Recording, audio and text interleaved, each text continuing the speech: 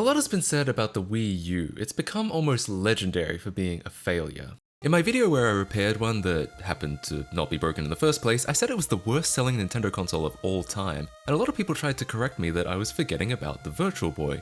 And sure, the Virtual Boy did sell far less units, but I guess I kinda consider that a different thing. It's a portable, or at least it claims to be, much more experimental conceptually, and kinda shuffled out shortly before the N64 and quickly forgotten, so I guess I don't really categorize it as one of the major consoles. Plus, I don't think any of us are surprised in retrospect that these red, headache-inducing images didn't take off. The Wii U, on the other hand, should have been a smash hit. On paper at least, it built upon the extremely successful Wii, introduced an innovative tablet controller, finally implemented HD video output and a more functional online service, and as is most important for a Nintendo console, all major first-party IPs were represented. It all sounds good, right? Sure enough, a lot of people are now calling the Wii U underrated and a hidden gem. Is this video another one of those? Well, not quite. Having now used a Wii U for a decent amount of time, I think there were a lot of issues with it. I always thought Wii U was a dumb-sounding name. To be fair, I also thought that about the Wii, but while that did eventually grow on me, Wii U still sounds as bad as ever. It always makes me think of this.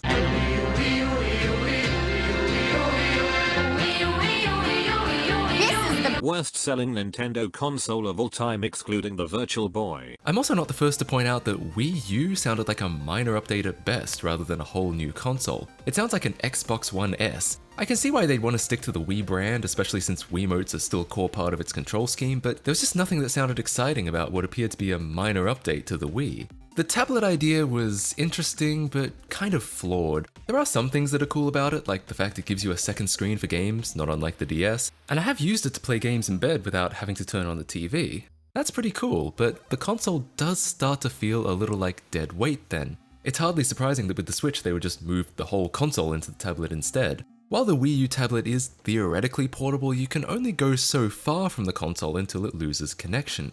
If your bedroom is on the other side of the house, tough shit. If you're in the same room, you'll hear it whirring away in the background, especially while you're waiting for the slow motherfucker to load. Don't you miss when game consoles just booted instantly?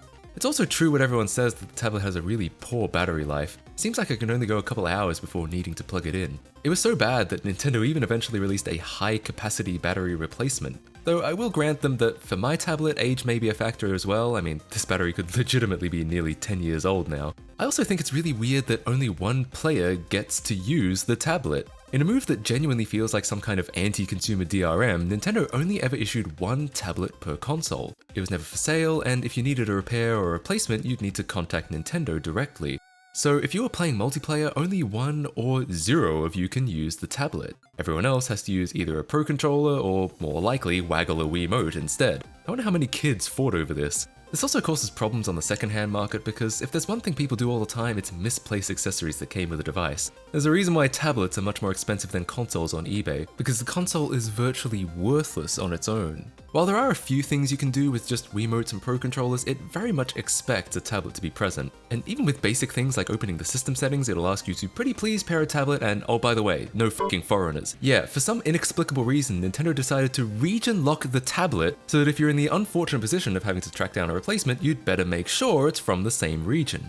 This still boggles my mind. I've never heard of a company region locking a goddamn controller. With a modded Wii U and a system tool allegedly leaked from the Nintendo SDK, you can force it to pair a different region tablet, proving that there is no hardware reason for it, it's just Nintendo being dicks. But to get the console modded in the first place requires a tablet, meaning either borrowing one from a friend like I did in last year's video, or using the software emulator, which unfortunately by necessity is pretty complex to set up, and for some reason I could never quite get it to work properly.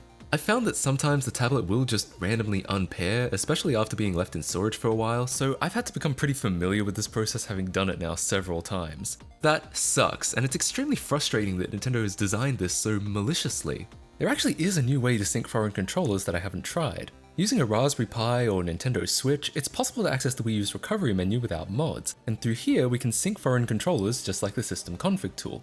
This definitely helps since you don't have to borrow another gamepad to do any of that, but for just syncing a controller, it's still a lot of work for something that never should have been an issue in the first place. There was also something kind of odd about the game library. Yeah, there was plenty of Mario, but there was never really a flagship Mario game like Galaxy, Sunshine, or 64. Super Mario 3D World seemed to be the closest thing, but that's like saying New Super Mario Bros. Is a flagship Mario game. In fact, New Super Mario Bros. U was also a close contender, becoming the third highest selling game on the console. It actually reminds me a lot of the Sega Saturn, a console that sorely needed a flagship Sonic game, but the closest thing it got was rehashes of Genesis games. And when you're being compared to the Sega Saturn, something has definitely gone very wrong. I even had Nintendo faithful friends at the time sell their Wii U's off mid-cycle simply because the game library was so underwhelming that they knew they wouldn't miss it. There was never quite a killer app, never quite a game where it was worth owning the whole system just to play it. Maybe Zelda Breath of the Wild, but let's be honest, that was much more of a Switch killer app than a Wii U killer app. Finally, I kind of hate the interface. I've already mentioned how it can take a long time to boot and often takes a long time just to load an app or the home menu. The music and the atmosphere are kinda cool, but what the fuck are all these icons? And then when I try to click on one of them, I accidentally hit one of these me speech bubbles instead. Dude, I don't care what you have to say, I just want to play games for children.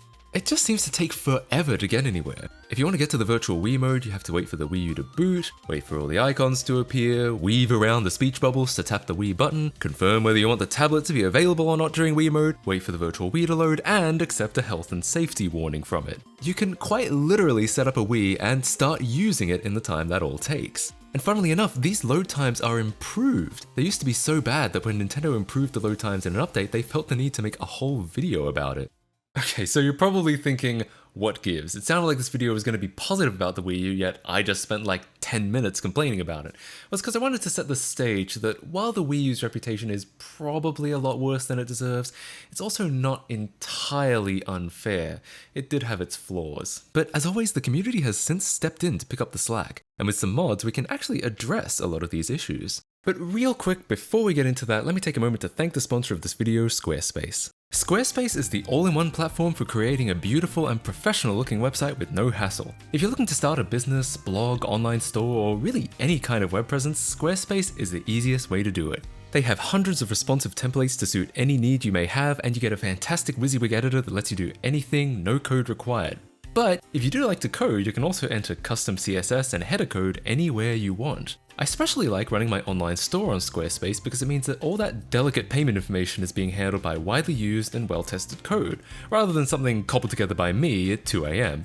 So if you're looking for a convenient and straightforward way to make a website, look no further than squarespace.com. They have a free trial that lets you check out all of their features, and when you're ready to launch, go to squarespace.com/MattKC to save 10% off your first purchase. And now back to the Wii U. Last year I remember being a little surprised at the lack of options for modding. The best modding method at the time was called HacksG and required purchasing a paid DS Virtual Console game, the cheapest of which being Brain Age, single-handedly rocketing it up the best-selling Virtual Console games list. But not only is having to pay for a mod kind of inconvenient, Nintendo has already committed to shutting down the Wii U eShop sooner rather than later, so this mod won't even be possible in a year's time. Also, if your HacksG was cold boot, i.e. it entered a modded state automatically on boot up, it wasn't hard to brick your Wii U by accidentally deleting the DS game you injected into, or the user account that bought it.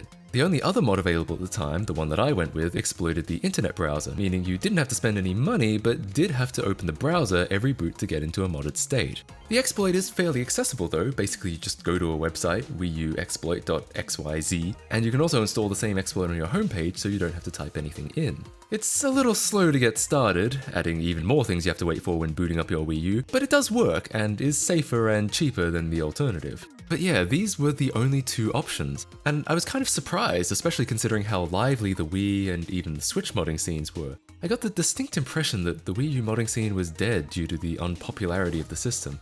However, it turns out I was wrong, because only a few months later, right at the end of 2021, a brand new exploit was released that trumped all of the others. Tiramisu, the first Wii U mod to be released in nearly 5 years. This was a huge improvement over the previous methods. Tiramisu provided all the perks you got with the previous methods of Wii U modding, but thanks to a new exploit discovered called FailST, no longer required you to open any apps to enter a modded state, or buy a virtual console game and assume all the bricking risks associated with cold booting it. FailST is a fascinating discovery and probably worthy of a video in and of itself, but for now I'll post a link in the description to a write-up of how it works if you're interested. The point is that Tiramisu worked and worked well. It didn't necessarily introduce a lot of new features, but because it was much more accessible and easy to set up, it became the main recommended way to mod your Wii U. I particularly liked the startup menu it provided. It could jump to pretty much all major parts of the console without having to go through the slow Wii U menu. But by all accounts, Tiramisu was just an introduction, a small part of a bigger mod in the works called Aroma. Tiramisu used new discoveries like FailST to improve the setup and overall experience, but at the end of the day, more or less simulated the same modded environment with most of the same limitations that people were used to. Aroma, on the other hand, was an entirely new mod, redesigned from the ground up. Originally, this video was going to focus entirely on Tiramisu, however, just as I was finishing it up, the first public beta for Aroma was released, so in the interests of this video not being obsolete the moment I uploaded, let's talk about Aroma. Now when Tiramisu came out, it introduced an application called Environment Loader. Technically, when you install Tiramisu, Environment Loader is actually the thing doing a lot of the heavy lifting. It's the thing that loads on startup and lets you boot into an environment such as Tiramisu. If you're familiar with Xbox mod chips, this is a similar concept to being able to switch between different BIOS images on boot. Aroma fits right into this paradigm, becoming another environment you can load. You can of course select one of them to always boot by default, and the same goes for the Tiramisu and Aroma boot menus. The first major change you'll notice when booting into Aroma is that there is no Homebrew Launcher. Homebrew launchers are familiar to anyone who's modded a Wii, and the Wii U largely adopted the same approach. Aroma supersedes this by allowing Homebrew to be launched directly from the Wii U menu, bypassing the need for a separate launcher at all. This is pretty cool. I always like when mods can be integrated into the original system menus. FMCB is a great example of that working, and I remember when I first started modding OG Xboxes years ago, I was initially kind of disappointed that Homebrew couldn't be made to launch from the original dashboard, instead requiring the whole thing to be replaced. So in general, I'm very much in favor of closely integrating mods into the original OS. However, due to my aforementioned gripes with the Wii U menu, my feelings are a little more mixed here. I actually kinda liked how Tiramisu let you bypass the Wii U menu entirely by jumping straight to the Homebrew Launcher. While the Homebrew Launcher was by no means a wonderful UI in itself, it at least loaded quickly and was simple to navigate. I know this is completely subjective, but the Wii U might be the one console where I feel a dashboard replacement is totally warranted. While I do think launching Homebrew from the main menu like any other game or app is how it should work, I just wish the Wii U menu was better than it is. But just because Aroma does this now, doesn't mean that they're trying to force the Wii U menu on you. There's an option already in Aroma to hide every app except for a launcher executable, so that people who prefer a separate launcher can still get it. There just doesn't happen to be a compatible launcher yet. But there's nothing stopping anyone from making one, or hell, even writing a whole Wii U menu replacement. And with this new launching paradigm comes a new file format called the WUB, or Wii U Homebrew Bundle. You can see these RPX files are just listed with their file name and a generic icon, but if you package as a WUB, you can include a nice icon, human-friendly name, startup screen, and even up to 4 GB of arbitrary files that are accessible at runtime. Basically, it turns a raw executable into a whole channel, and also means that developers can deploy Homebrew in just one file, since they can bundle all the assets they need within. But while a lot of these new features are really cool, I should mention that not all existing Homebrew will run as is in Aroma. Specifically, apps that rely on the environment set up by Homebrew Launcher, where all apps and games would get injected into the Me Maker at runtime. With Aroma, Homebrew apps act just like any other app, and as such, it can't replicate the more hacky environment that a lot of Homebrew apps expect. Aroma is obviously the better approach, it just happens to break apps that assume something else. But honestly, these are just growing pains. I expect that eventually all major Homebrew will be updated to work with a better system. And if not, at least it's super easy to dual boot Tiramisu, where the Homebrew Launcher is available as is. One of the biggest things Aroma introduces is its plugin infrastructure. Indeed, loading Homebrew from the Wii U menu is just a plugin, and can theoretically be disabled if the user doesn't like it. This is a cool idea. It opens up the possibility of users customizing and extending their system to work just how they want. The plugin system already looks extremely versatile. According to the lead developer Michel's blog, he's already worked on plugins that do all sorts of things, from running FTP servers in the background, allowing screenshots to be taken at any time, functions for debugging Homebrew at runtime like you're using a dev system, and my personal favorite, this is where mods really shine, in my opinion. Not just adding more functionality and versatility, but also unlocking and fixing the parts of the console that just suck. As someone who is a little disappointed with how limited Wii U modding was a year ago and chalked it up to the console being too unpopular, I've never been so happy to be proven wrong. Looking at the feature set, you really get the sense of how much Aroma makes possible. Features that don't exist today can be added through plugins, and keep in mind, I'm recording this only 2 days after Aroma was released. This is just a public beta too. It's safe to say that this is only the beginning.